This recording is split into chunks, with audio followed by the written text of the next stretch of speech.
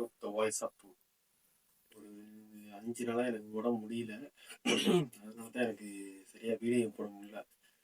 இன்னைக்கு வந்து ஒரு சின்ன விழிப்புணர்வுக்காண்டி என்ன ஒரு விழிப்புணர்வுனா, ஒரு லாங் டேர்ம் இன்வெஸ்ட்மெண்ட்டோட விழிப்புணர்வு மக்கள் மத்தியில் சரியான ஒரு விழிப்புணர்வு இல்லை மக்கள் மத்தியில்.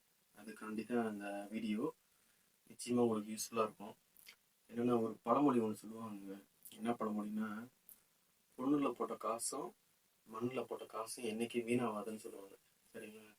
இது ஏன் இந்த விஷயத்த சொல்கிறேன்னா, எனக்கு நினைவு தெரிஞ்சு 1997 காரைக்கால் என் அக்கா வந்து அங்கே லேண்டு வாங்கி இப்போ ரீசெண்டாக தான் குடி போனாங்க.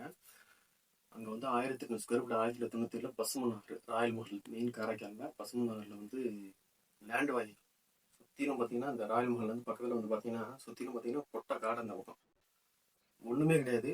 நான் என் மச்சான் என் ஃப்ரெண்ட்ஸ் எல்லாம் போயிருந்தோம். அந்த சரி லேண்டை வந்து வேல்யூ இது பண்ணிக்கலாம் அப்படின்னு சொல்லிட்டு வீடு எப்படி இது பண்ணி பிளான் பண்ணிக்கிறதுக்காண்டி சுற்றிலும் பார்த்தீங்கன்னா பொட்டாக்காடு. டிடிசி அப்ரூவல் கூட இருக்குமா என்னன்னு தெரியல அந்த நேரத்தில். ஆனால் இன்னைக்கு பார்த்தீங்கன்னா 2012 ஒரு 10 வருஷம் 13 வருஷத்துக்கு முன்னாடியே அதோட வேல்யூ பார்த்தீங்கன்னா கிட்டத்தட்ட 1800 ஸ்கொயர் ஃபீட்டுங்கிறது அன்னைக்கு வந்து 1.5 லட்ச ரூபா இருந்துச்சு 1997. இன்னைக்கு பார்த்தீங்கன்னா கிட்டத்தட்ட ஒரு 40 லட்ச ரூபா. இதுதான் வந்து ஒரு ரியல் லாங் டேர்ம் இன்வெஸ்ட்மெண்ட்டோட பவர். ரெண்டாவது விஷயம், ஏன் இது வந்து பார்த்தீங்கன்னா இதுதான் வந்து ஒரு லேண்டோட ரியல் அசெட்டு, ஒரு ரியல் பவர். இது வந்து லாங் டேர்ம் இன்வெஸ்ட்மெண்ட்டுக்கு நீண்ட கால முதலீட்டுக்கு ரொம்ப ரொம்ப பிரோஜனமாக இருக்கும் லேண்டில். இது இன்னொரு விஷயம் என்னென்னா, இப்போ சில்வர் பார்த்தீங்கன்னு வச்சுக்கோங்களேன், நான் 2012 ஜுவல்லரியில் ஒர்க் பண்ணிட்டு இருந்தேன். அப்போ பார்த்தீங்கன்னா என் கையால் நான் போர்டு மாற்றிருக்கேன். 1 கிராம் வந்து 20 ரூபாய்க்கு விற்றுட்டு இருந்துச்சு சில்வர். இன்றைக்கி பார்த்தீங்கன்னா 250 ரூபா விற்கிது gram, 1 gram silver. Between mid of the year இடப்பட்ட நேரத்தில் உங்களுக்கு சில்வர் ரேட்டு ஏறும் இறங்கும். But by the end of the year வருஷம் நீங்கள் பார்த்துக்கிட்டே இருந்தீங்கன்னு வச்சுக்கோங்களேன், 6 to 7% கிராஜுவலாக இன்க்ரீஸ் ஆகிட்டே இருக்கும் சில்வரோட ரேட்டு. அது கோல்டாக இருந்தாலும் சரி.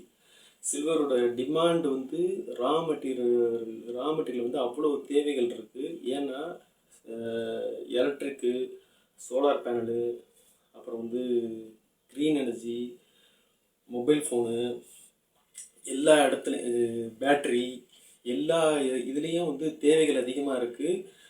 ரா மெட்டீரியல் வந்து அதிகமான ஒரு இதில் இருக்குது. அப்போ டிமாண்ட் அதிகமாக தேவைப்படுது, சப்ளை வந்து கம்மியாக இருக்குது.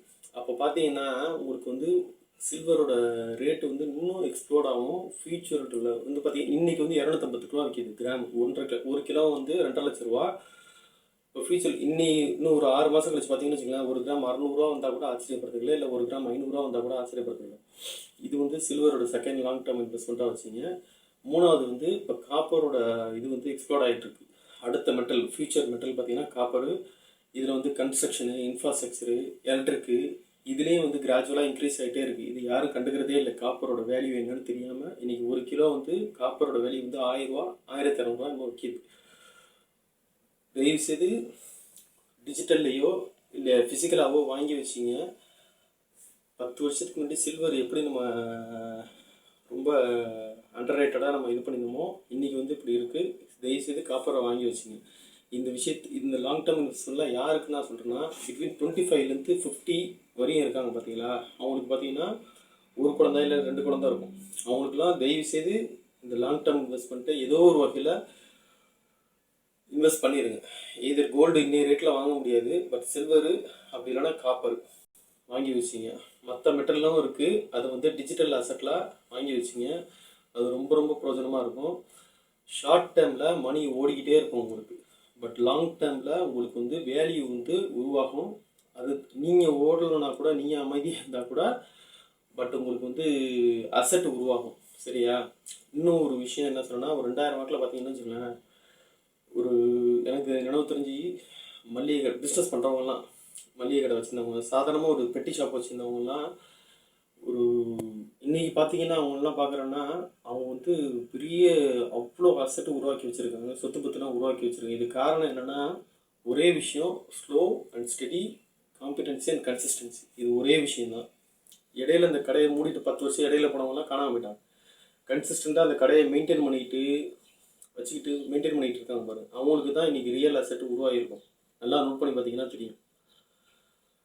100ல் ஒரு 2% பேருக்கு தான் ஏதோ லக்கில் வந்து திடீர்னு வந்து பூம் ஆகி ஏதோ லாட்டரியில் பணம் வருது, பணக்காரனாங்க. மற்ற 90% 75%க்கு எல்லாமே பேஷன்ஸுக்கும் ஸ்லோ அண்ட் ஸ்டடி அந்த ஒரு கன்சிஸ்டன்சிக்கு மட்டும்தான் மிடில் கிளாஸ்லேருந்து ரிச் ஆகிறது, அப்படி இல்லைன்னா புவர்லேருந்து மிடில் ஆகுது. இதுதான் நடக்கும். ஸோ ப்ளீஸ் பி அவேர் ஆகிறீங்க. Take care. The voice of truth.